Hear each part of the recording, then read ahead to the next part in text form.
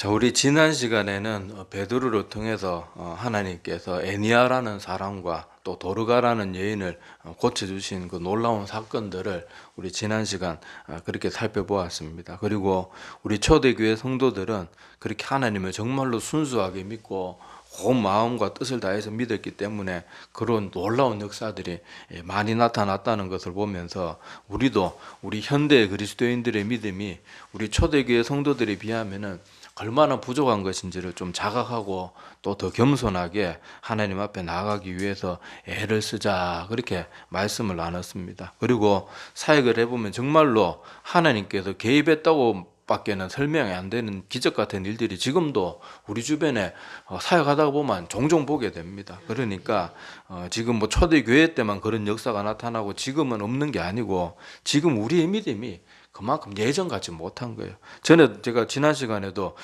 예로 들었지만은 지금 우리 뭐 예배 자리에 앉아 있는 사람들이 있지만 이 초대 교회 때처럼 예수 믿는다 그러면은 언제 목숨이 날아갈지 모르는 그런 상황 가운데 있다. 그러면 과연 교회 예배 자리에 매주 당당하게 나올 수 있는 사람이 과연 얼마나 될까요?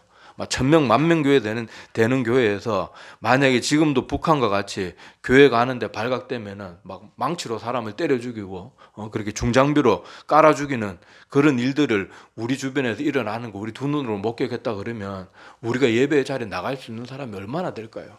그런 것들 보면은 내가 신앙생활 안일하게 하면서도 믿음이 좋은 것처럼 착각하지 말고 우리는 항상 부족한 사람들입니다. 그래서 더 경건한 모습으로 나아가자, 더 겸손하고 더 열심히 나아가자. 자, 그걸 우리 지난 시간에 나눴습니다. 자, 오늘 사도행전 10장 이제 시작 부분인데, 제가 오늘 등장하는 사람이 누구 딱 등장합니까? 고넬료로 하는 사람이 딱 등장을 하는데, 자, 고넬료는 유대인이 아닙니다. 이방인이었고, 자, 그 사람이 어떤 사람이었는가 하면 1절 보면은, 자, 가이사랴에 고넬료로 하는 사람이 있으니, 이탈리아 지역이죠. 이 이탈리아 부대를 하는 군대에 뭐라고요? 백부장. 자, 백부장은 말 그대로 100명의 군사를 거느리는 그런 사람을 말합니다.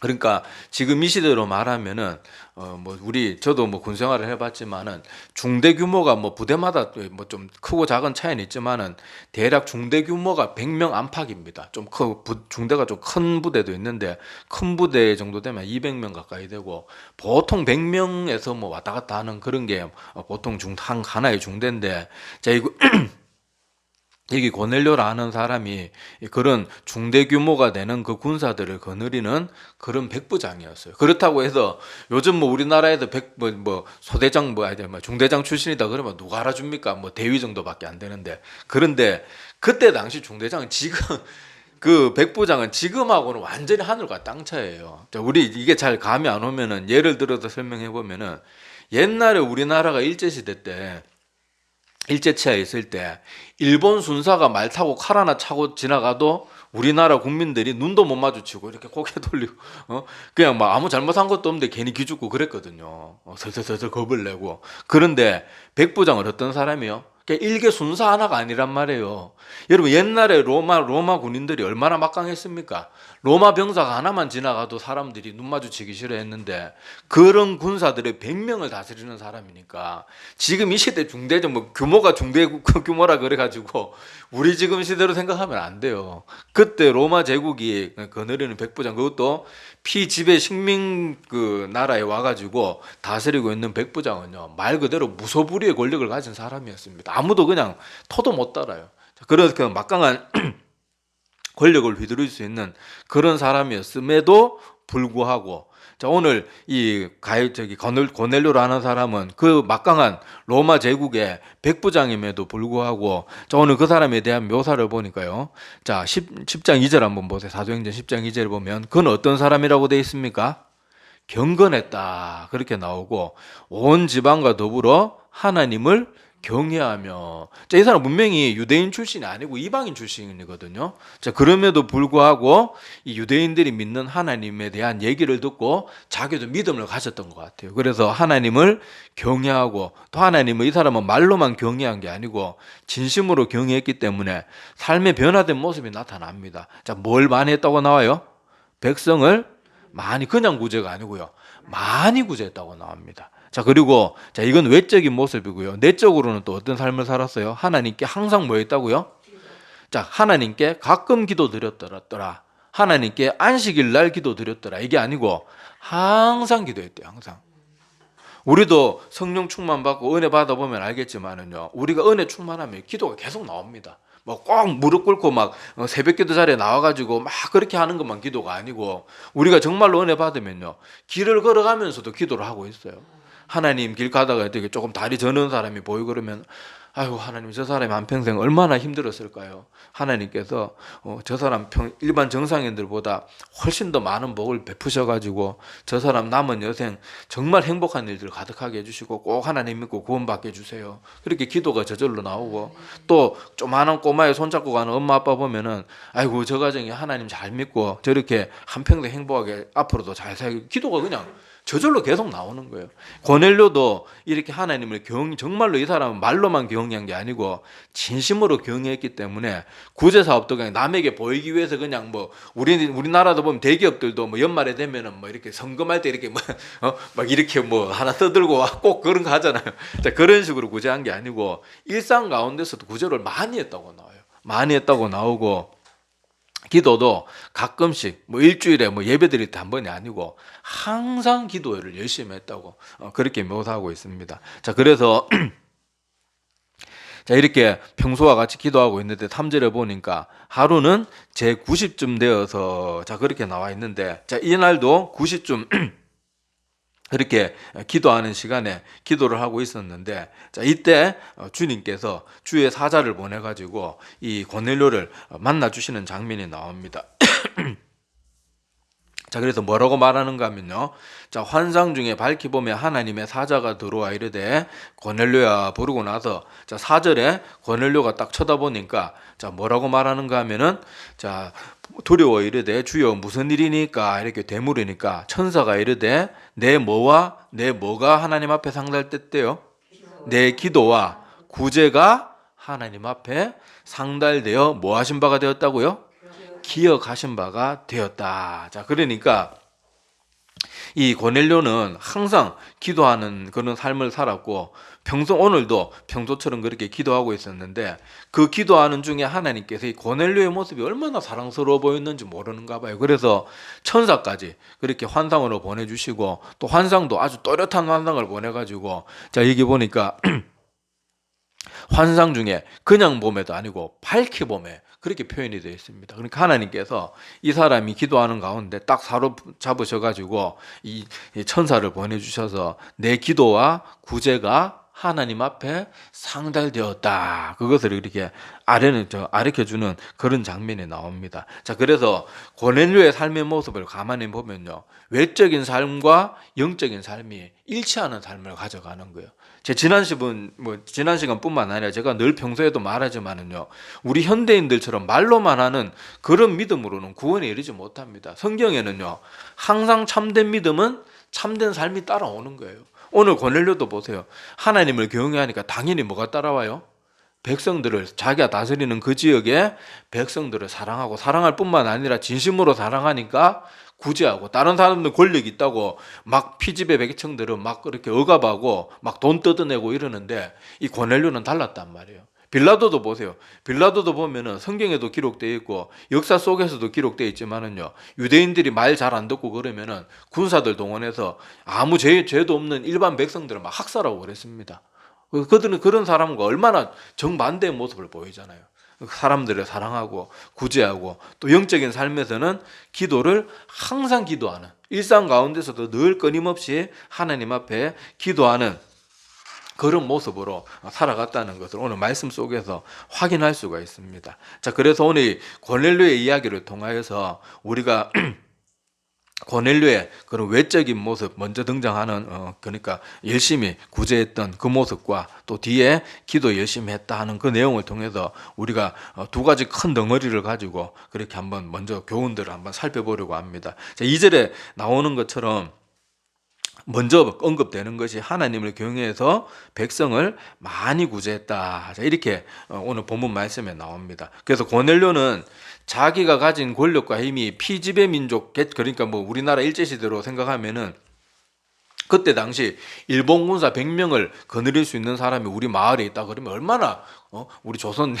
그런 민족들이 얼마나 막 벌벌 떨고 걱정되고 막 두려워하고 그랬겠어요. 그런데 고넬료는 그때 당시보다 일제시대 때보다 더 막강한 그 권력을 가지고 있었음에도 불구하고 그것으로 백성들로부터 뭐 권위를 취한다든지 아니면 돈을 취한다든지 아니면 이렇게 막 학대를 한다든지 그런 모습이 전혀 없고 자기가 가진 힘과 권력을 가지고 오히려 자기보다 약한 사람들을 열심히 도와줬던 것을 오늘 말씀에서 볼 수가 있습니다. 자, 그래서 우리도 고넬료의 이런 모습을 통해서 우리도 하나님을 믿는 백성이라 그러면은 힘없고 연약한 자들을 위해서 애쓸 줄 알아야 돼요. 교회도 가보면요, 제가 뭐 한 번씩 말씀드리지만은 제가 사역하면서 가만히 보면 교회 다른 교회에서 어떤 사람이 이제 믿다가 뭐 이사로 온다든지 아니면은 뭐 하여튼 이런저런 이유로 교회에서 옮기게 뭐 새로 오는 분들이 있잖아요. 그리고 새신자 같은 경우에도 오게 되는 그런 경우가 있는데 돈 많고 좀 옷 좀 잘 입고 이러는 사람이 오면 막 사람들이 달라붙어가지고 막 인사하고 막 환영하고 난리를 치고 막 그때는 차익자들이 막 여기 와서 조금 뭐 도와줘 이런 말 안 해도 알아서 막 와서 인사를 하고 난리가 납니다. 자, 그런데 막 지팡이 짚고 꼬부랑 할머니가 막 말도 제대로 못하고 막 손 달달달달 떨면서 그렇게 이렇게 오면요, 사람들이 신경도 안 써요. 정말 착한 성도들 몇 명만 그런 사람들 신실하게 도와주지. 그런 사람들이 오면요, 그 부자 막 무슨 뭐 도지사 뭐 어떤 사람 뭐 이런 뭐 그런 관련된 사람들 뭐 이런 사람들 오면 막 가서 막 인사하고 악수하고 난리를 치다가 그런 사람들 오면은요 휑합니다. 그런 거 보면 참 성도들이 참 못됐다는 생각이 많이 들어요. 또 장애인분들 그런 분들이 또 교회 와서 뭐 그렇게 힘들게 하면 그거 좀 도와주면 되는데 그런 것도 맨날 도와주는 사람만 도와주고 그런 것들도 보면은 참 못된 모습들이 많은데 우리가 정말로 하나님을 사랑하고 두려워한다 그러면요 그렇게 해서는 안 돼요. 근데 우리는 오늘 이 고넬료의 모습을 보면 이렇게 보면서 깨달아야 되는 것처럼 우리가 어떤 남보다 뭐 뛰어난 건강을 가졌든지 힘을 가졌든지 뭐를 가졌으면요 그걸 가지고 도와주고 섬기려고 하는 것이 그것이 참된 그리스도인이고 마음에 하나님이 자리 잡은 사람은 당연히 그런 모습이 나타나야 돼요. 그런데도 우리가 권력 앞에서 그렇게 굽신굽신거리고 힘없는 자들 앞에서는 신경도 안 쓰고 휑하고 그래서 야고보 사도도 야고보서에 그렇게 기록해놨잖아요. 너희가 막 금반지 끼고 막 옷 좋은 거 입고 오는 사람이 오면은 막 상석에 앉혔다가 가난한 사람 오면 저 기티 가서 앉아라, 저 뒷자리에 빤 남아서 저 뒤에 가서 앉아라 이렇게 하면 그것이 어떻게 하나님의 백성의 모습일 수 있겠냐. 야고보 사도도 그 시대에도 그런 모습이 있었던 거예요. 초대교회 그렇게 대단한 믿음을 가진 사람들 중에도 그런 사람이 있었던 것 같아요. 그러니까 그것에 대해서 야고보 사도가 막 야단치듯이 기록으로 남겨놓았잖아요. 근데 내 모습이 혹시 그런 모습이 없는가, 그런 것도 우리가 한번 잘 살펴봐야 됩니다. 뭐 저도 이렇게 말하지만은 저도 내가 깨닫지 못하는 그런 모습 가운데 그런 모습이 있었을지 몰라요. 그러는 것들은 자꾸 철저하게 우리가 지워나가고 하나님이 기뻐하실 만큼 오히려 없고 소외된 사람들, 그런 사람들을 위해서 우리가 자꾸 애를 써야 됩니다. 그래서 제가 한 사람들은 뭐 레위기 이런 거 재미없다 그러는데 저는 성경 읽을 때 레위기에서 굉장히 감동을 많이 받았어요. 하나님의 율법 하나하나를 들여다보면요 정말 놀라운 그런 하나님의 율법이 많습니다. 보면 하나님이 제사법 뭐 간 껍데기 띄고 뭐 지방은 떼는 이런 뭐 조금 우리가 읽으면 약간 지루하게 느껴지는 부분이 없는 건 아니에요. 그런데 그 하나님의 율법들을 하나하나 읽다가 보면요 감동이 저절로 와요. 다른 사람들은 그때 당시 신경도 안 쓰는 고아와 과부 나그네, 하나님은 항상 절기 때마다 이 사람들을 잊으면 안 된다.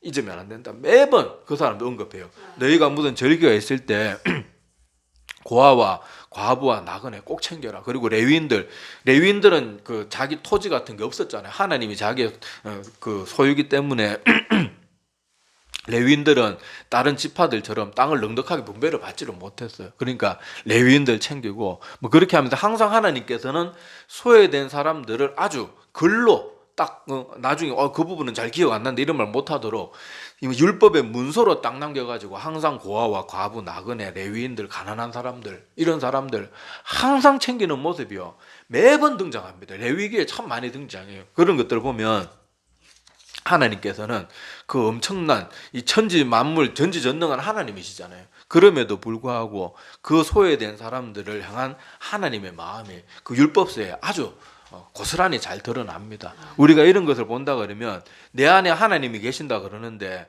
내가 하나님 믿는다 그러고 하나님을 나의 마음의 주인으로 모셨다 그러는데, 가난하고 약한 사람도 우리가 함부로 대하고, 나보다 약한 사람들 막 함부로 대하고 그러는 것이 어떻게 그리스도인의 모습일 수 있겠어요? 특히 우리 그리스도인들 좀 나이 좀 든 분들 참 문제가 뭔가 하면은, 그리스도인이라 그러면서도 식당에 가서 이렇게 종업원들 좀 젊은 사람들 보면 자기가 나이 좀 많다고 처음에 대놓고 반말 찍찍 하는 분들이 있어요. 야, 물 가져와라. 이제 야, 이거 왜 서비스 왜 모양이야? 막 이러면서. 여러분 정말 그래서는 안 돼요. 여러분, 내가 만약에 내 자식이 직장 못 구해가지고 이제 막 나이 30 정도 됐는데 직장도 못 구하고 그래서 뭐 고깃집이나 많이 편의점에서 아르바이트 하고 있는데, 뭐 한 저처럼 나이 한 50 정도 됐는 사람이 와가지고 뭐 야 알바 야 뭐 해 막 이렇게 말하는 거 여러분이 보면 기분 좋겠냐고요. 그러니까 우리는 약한 사람들 대할 때 오히려 더 공손해야 돼요. 전에 그 얘기도 한번 했죠.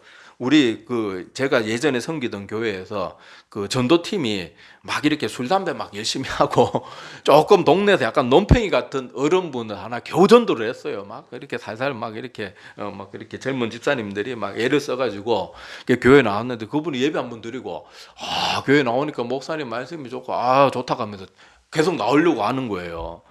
그런데 장로님 한 번에 가가지고 야, 너 아직도 담배 피워? 나 아직도 술 먹고 돌아다닌다면서 막 하니까 막 그 사람 고마 얼굴이 막 얼굴 앞으로 얼마나 기분 나빠요. 그 사람도 나이가 그때 제가 뭐 정확한 나이는 모르지만 40은 넘은 사람인데, 이 겨우 뭐 한 10살 정도 많은 장로가 가지고 오늘 예배 드리고 은혜 받았다는데 다른 사람들 앞에서 그딴 식으로 얘기하니까 그분이 그대로 다시는 교회 안 나오더라고요.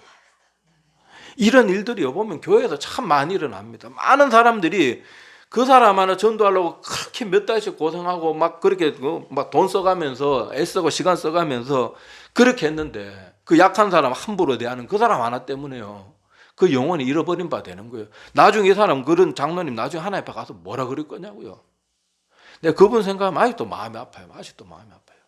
그리고 전도했던 그 집사님들 그 마음이 얼마나 상심이 됐겠어요. 저도 그분들이 얘기해줘서 알았어요.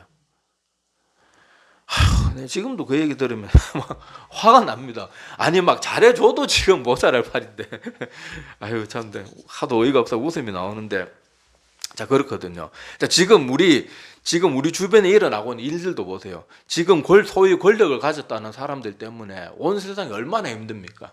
지금 우리 가까운 나라 중국에는 시진핑이라는 이상한 놈이 권력 잡고 앉아가지고 온 세계를 힘들게 하고 앉았고, 푸틴 저 위쪽에 푸틴은 또 지 욕심에 빠져가지고 지 자존심 때문에 전쟁 일으키고 자기 나라 옆 나라 그렇게 한때는 한 나라였잖아요.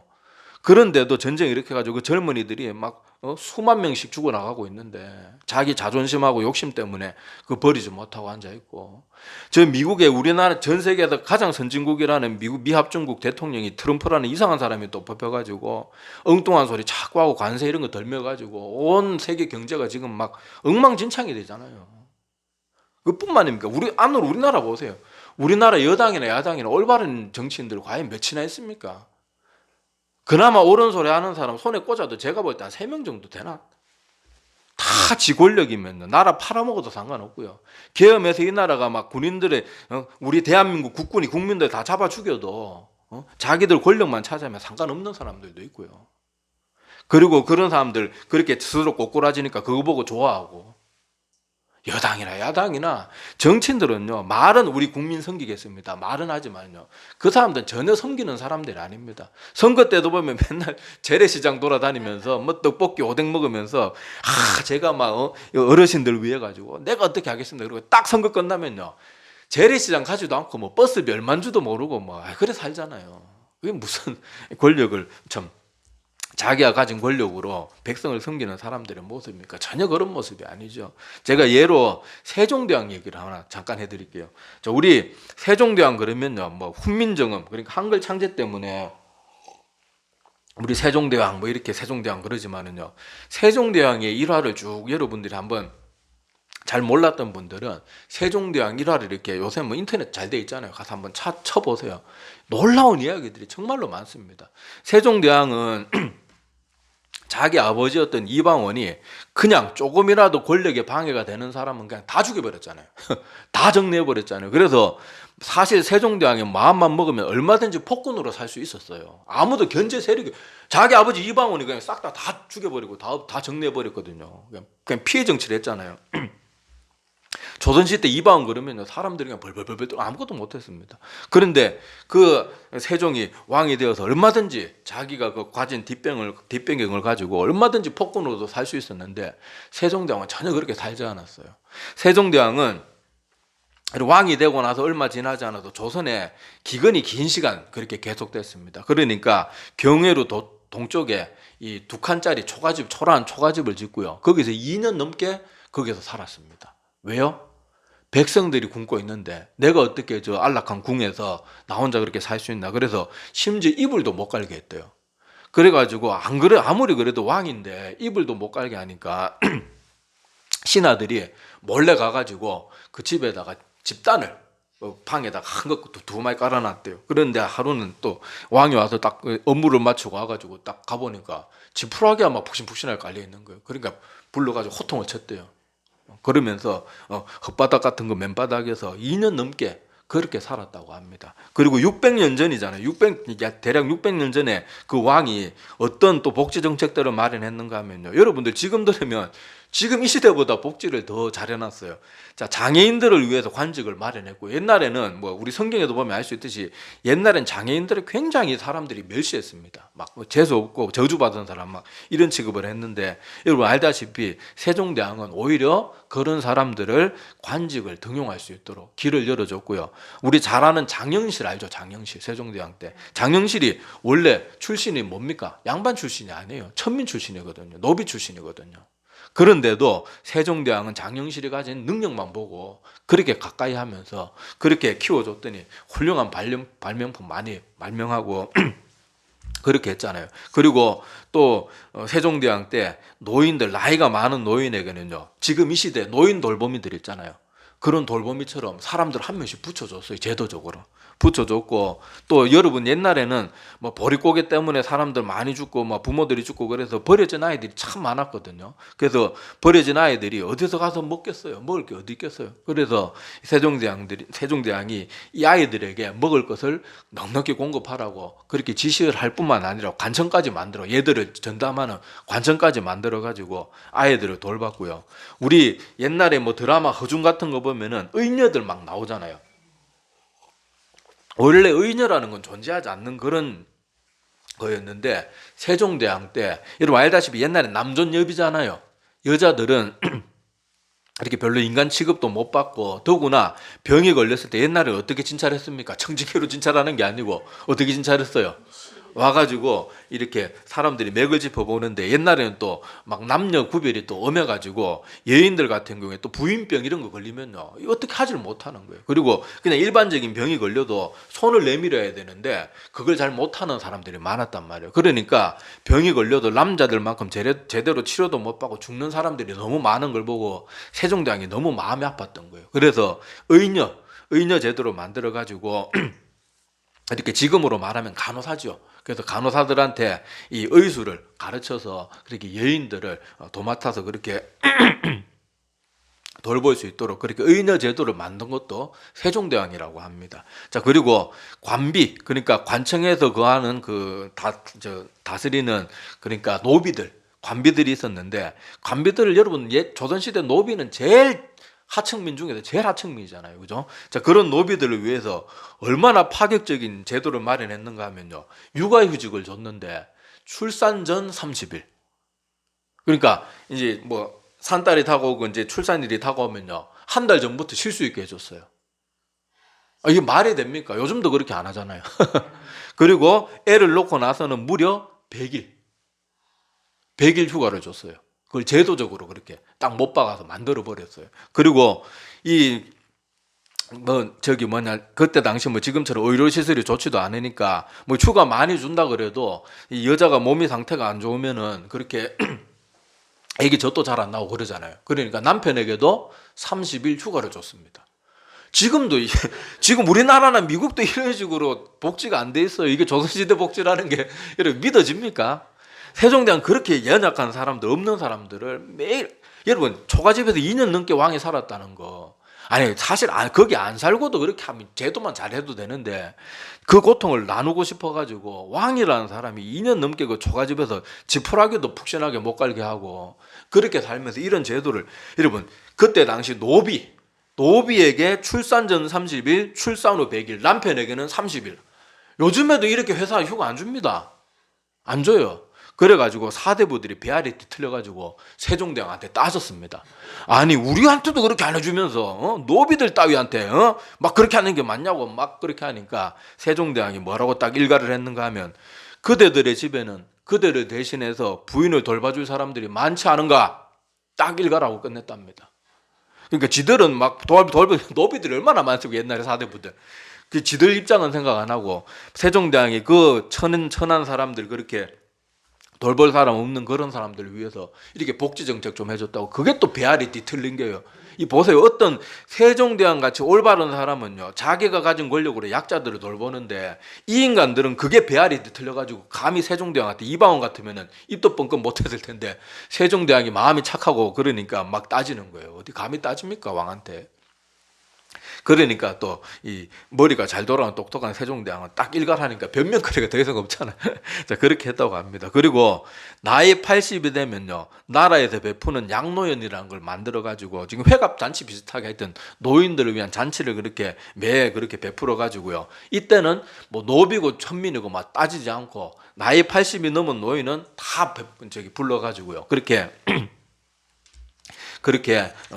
잔치를 베풀어서 배불리 먹도록 그렇게 해줬습니다. 거기는 아무리 천한 사람이고 신분 그런 거 하나도 따지지 않고 오직 나이만 가지고 그렇게 양로연을 베풀었다고요. 그리고 나이 90이 되게 되면요, 신분을 막론하고 그때 당시 쌀 2섬, 여러분 보리가 아니에요, 콩이 아니에요. 그때 당시 쌀 2섬이라 그러면요, 이게 그냥 뭐 집 사고 뭐 이 정도 되는 거 어마어마한 거거든요. 그걸 2섬, 나이 90 이상 되면. 지금 생각해도 이건 파격적인 거예요. 요새 뭐 누가 나이 90이 넘었다고 나라에서 집 한 채 주고 이런 거 없잖아요. 차 한 대 사실 그런 거 없잖아요. 그런데 세종대왕은 그 시대에 그렇게 한 거예요. 그리고 가난해서 결혼을 하지 못한 사람들을 위해서는요, 친족들 동원시키고 관청까지 지원해주고 먹을 것까지 주면서 그렇게 결혼할 수 있도록. 지금 우리나라도 젊은이들 가난해서 결혼 못하는 젊은이들도 있잖아요. 그러니까 그런 사람들을 위해서 나라가 막 그렇게 해주고 친족들까지 다 동원시켜가지고 막 파악해가지고 도와주도록 막 강제하고 그렇게 해서 그렇게 했다고 합니다. 그러니까 제 얘기 보세요. 이 세종대왕이라는 사람과 그 천민들 도와줬다고 배알이 뒤틀린 사대부들 이런 모습 보라고요. 그러니까 우리도 고넬료의 모습을 보면서 또 세종대왕의 모습을 보고 지금 온 세상을 어지럽히는 저 이상한 권력자들, 우리나라에도 국회의원들, 뭐 정치인들, 대통령들, 뭐 역대 대통령들, 뭐 올바른 사람이 잘 없잖아요. 가진 권력 가지고 그렇게 엉망으로 사니까 얼마나 많은 사람이 힘듭니까? 그런데 세종대왕 같은 훌륭한 사람, 한 사람이 이렇게 일어나면 많은 사람들이 평안해지는 거예요. 그리고 이 고넬료는 또 하나님을 믿는 걸 말로만 저 믿습니다 그렇게 한 게 아니고 삶으로 그 삶의 모습이 나타나니까 하나님께서도 이 고넬료의 그런 선한 마음을 기쁘게 여기셔가지고 특별한 케이스로 천사까지 직접 보내셔가지고 그렇게 은혜를 베풀어 주신 거예요. 그리고 뭐 우리 이 얘기를 벌써 시간이 너무 많이 가버렸네. 뭐 하나만 얘기 하나 더 하고 예를 들고 또 오늘은 여기까지만 하고 마치겠습니다. 우리 옛날에 오뚜기에 함태호 회장이라는 분이 돌아가신 함태호 회장이라는 분이 계셨는데, 자 그분은요 옛날에 막 우리나라 IMF 터지고 힘든 때도 많았잖아요. 그런 때도 비정규직을 쓰지 못하도록 그렇게 했다고 합니다. 왜냐하면은 그 사람들의 직장 하나하나가 어떤 사람에게는 생계가 달린 문제이기 때문에 비정규직 필요할 때만 한 1, 2년 쓰고 버리고 이게 아니고 그런 식으로 못하게 했다고 해요. 그리고 이 함태호 회장이 죽고 나서 알려졌는데 살아생전에 함태호 회장이 병약, 특히 심장병 어린이 위주로 많은 어린아이들을 도왔는데요. 2016년도 제가 자료들을 찾아보니까 2016년도 밝혀진 자료로만 가지고 볼 때 4,357명의 아이들에게 수술을 해서 새 생명을 주었다고 합니다. 죽을 수밖에 없는 아이들. 그런데 이걸 아무에게도 말을 안 했어요. 이 함태호 회장이 이 기독교인이었는데 특히 마태복음 6장 3절 말씀, 너는 구제할 때 오른손에 하는 것을 왼손이 모르게 하라. 그 말씀을 마음에 늘 새겨두고 4,000명이 넘는 아이들, 그 4,357명의 아이들을 그렇게 심장병 수술을 해주고 그 뒤까지 책임져 주면서도요, 그걸 한 번도 드러낸지 않았어요. 그래서 나중에 이 분이 돌아가셨을 때 장례식장에 젊은이들이 그렇게 많이 왔다고 하는데 그 아이들이 수술받고 이제 청년이 되고 뭐 이렇게 그런 아이들이 와서 그렇게 하면서 이게 알려진 거예요. 자, 이렇게 보니까 이 사람도 그 많은 돈을 가지고 이렇게 구제하고 하나님의 뜻을 따라서 선한 사업에 힘을 쓰는 그런 아름다운 모습들이 있는 거예요. 그러니까 우리도 신앙생활 할 때 아까도 말했던 것처럼 권력 앞에 가서 예배 시작됐는데도 막 구신구신하면서 막 그렇게 악수하고 그런 사람 되지 말고, 오히려 교회에서 소외된 사람 없나, 연약한 사람 없나, 그런 거 보면서 우리가 가서 좀 먼저 챙겨줄 줄 알고